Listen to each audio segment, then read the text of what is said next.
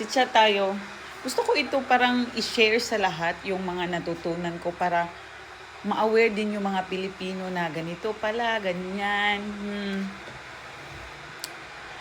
Walang masama mag-care ka sa mga lalaki or sa anak niyo or sa ganito or ganyan.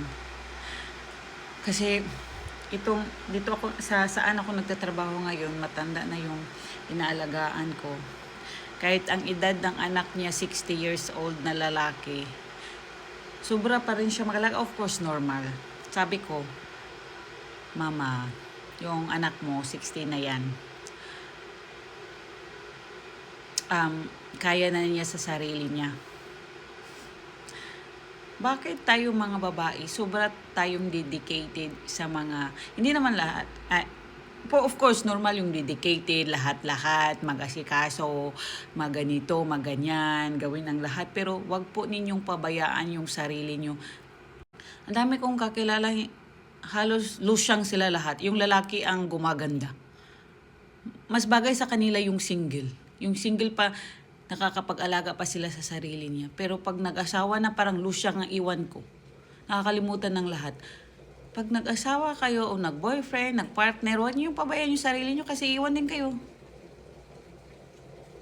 Ibibigay lahat. At sa huli, binigay ko naman lahat. Bakit ganito? Binigay mo lahat na pabayaan mo yung sarili mo, yun lang. Dami kong ganyan naririnig, lalo na sa mga news. Yung sumbungan ng bayan sa Pilipinas.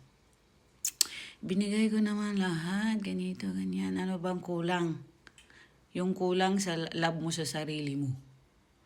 Nairita ko dito kasi sa inalagaan ko. Dapat i-care mo yung anak ko kasi darating lang siya dito. Saka, aalis din. Gusto niya i-care ko, bibibihin ko.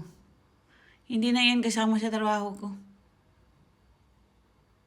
Kuan ko daw, lutuan ko daw. Asawa ba ako?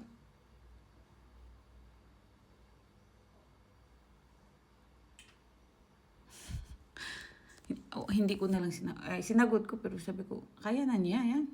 16 na yan. Ang dami namang job ka or restaurant sa labas. Hindi siya makakain dito. Hindi nga kumakain dito eh.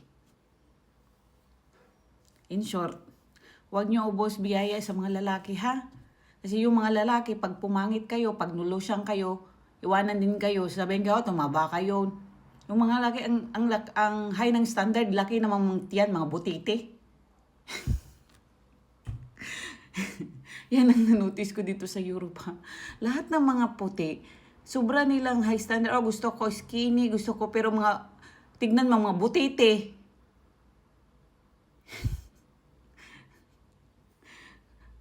Hindi niya tinitignan yung sarili niya. Butiti naman. Ay, naku.